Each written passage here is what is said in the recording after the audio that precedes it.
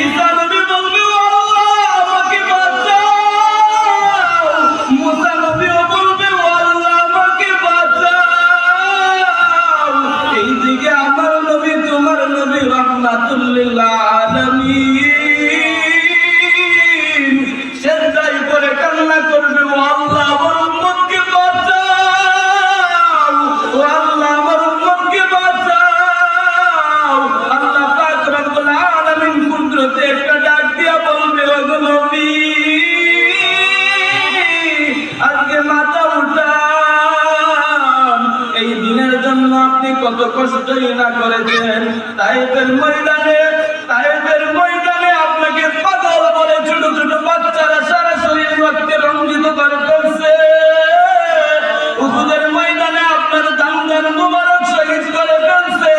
আর নবী আমি দুনিয়াতে থাকতে আপনাকে ওয়াদা দিয়েছিলাম, ওয়ালা সাউফা ইউতিকা রাব্বুকা ফাতারদা, আপনি যা চাইবেন আমি তাই দিব। তখন নবী আল্লাহকে ডাক দিয়া বলবে, ওগো মালিক আমার উম্মতকে আপনি বাঁচান।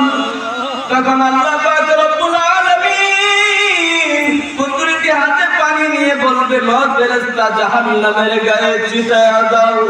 তখন ফেরেশতা ওই পানিগুলোকে জাহান্নামের গায়ে ছিটানো মাত্র জাহান্নাম পিছন দিক দিয়া দূর মারবে। তখন রহমতের ফেরেশতা ডাক দিয়া বলবে, ওগো আল্লাহ এটা কি আবে জমজমের পানি নাকি কাউসারের পানি?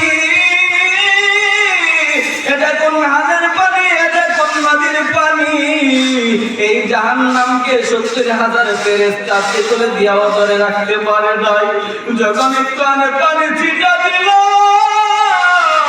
জাহান্নাম পিছন দিক দিয়া দূর মারলো। আল্লাহ পাক রব্বুল আলামিন ডাক দিয়া বলবে, ও ফেরেশতা না না, এটা কোন আবে জমজমের পানিও না, এটা কোন হাদের পানি না, এটা কোন নদীর পানি না, এটা হলো আমার গুনাহগার বান্দার চোখের পানি। আমার গুনাহগার বান্দা এই জাহান্নামের ভয়ে রাতে উঠে আমার কাছে কান্না করতো আর চোখের পানি ফেলতো। এটা হলো আমার গুনাহগার বান্দার চোখের পানি। এ যুবক, জাহান্নামটা অনেক ভয়ঙ্কর হবে, তাই নেক আমল করে যাও। আমাদের পূর্বপুরুষ কিন্তু অনেকেই চলে গিয়েছেন। আমাদের মধ্যে এমন কেউ আছে যে নাকি নিজের মাকে নিজের বাবাকে নিজ হাতে কাপড়ের প্যাকেট বানাইয়া ওই অন্ধকার কবরে রেখে আসছে। কার মা জানে ওই অন্ধকার কবর থেকে ডাক দিয়ে বলতেছে, রে সন্তান আজকে সাদা কাপড়ের 5 কাপড়ের প্যাকেট বানাইয়া এই অন্ধকার কবরে রেখে গেছো। এ সন্তান এই কবরের মধ্যে বাতি নাই। এ সন্তান আজকে বৃষ্টির পানি গলায় গলায় পয়রা মার কবরটা ভরে গেছে। এ সন্তান তুই যখন দুনিয়াতে ছিলি আমি মা তোকে রেখে রাতে শীতের রাত আমি মা বসে থাকতাম আমার সন্তান কবে আসবে। আমি তোমাকে রেখে কখনো ঘুমাইতাম না রে সন্তান, তুই যখন আসতি আমি মা ঘুমাইতাম। আজকে অন্ধকার কবরে সাদা কাপড়ের প্যাকেট বানাইয়া রেখে গেছো। বৃষ্টির পানি গড়ায় গড়ায় পয়রা আমার কবরটা ভেঙে গেছে। এ সন্তান আমি মায়ের চেহারাটাও কি মনে পড়ে না গো? এ সন্তান আমি মায়ের কবরের সামনে একটু আসো, আমি মায়ের কবরের সামনে এসে আমি মায়ের জন্য একটু দোয়া কর। আল্লাহ পাক রব্বুল আলামিন যেন আমি মার কবরটাকে জান্নাতের বাগান বানায় দেয়।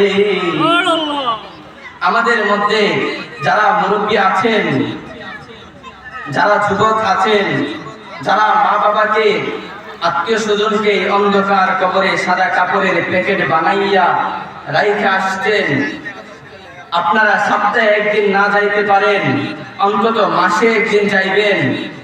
মাসে একদিন না যেতে পারেন, 6 মাস পরে হলেও একদিন যাইবেন, গিয়ে তাদের কবরে দোয়া করে আসবেন।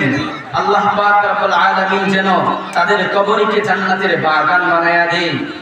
বৃদ্ধ বাবাজিরা যারা আছেন, আপনি একদিন শিশু ছিলেন, আজকে বৃদ্ধ হয়ে গেছেন, আপনার দাড়িগুলো পেকে গেছে, আপনার দাড়ি ছিল না, দাড়িও গজাইছে, আবার একদিন এই পৃথিবী থেকে আপনারও মৃত্যুর ডাক চলে আসবে।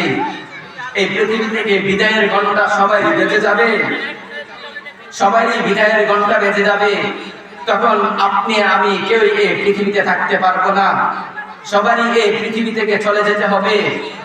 বাপ দাদারা যারা গিয়েছেন, যারা পূর্বপুরুষ গিয়েছেন, তাদের মতো আমাদেরকেও চলে যেতে হবে।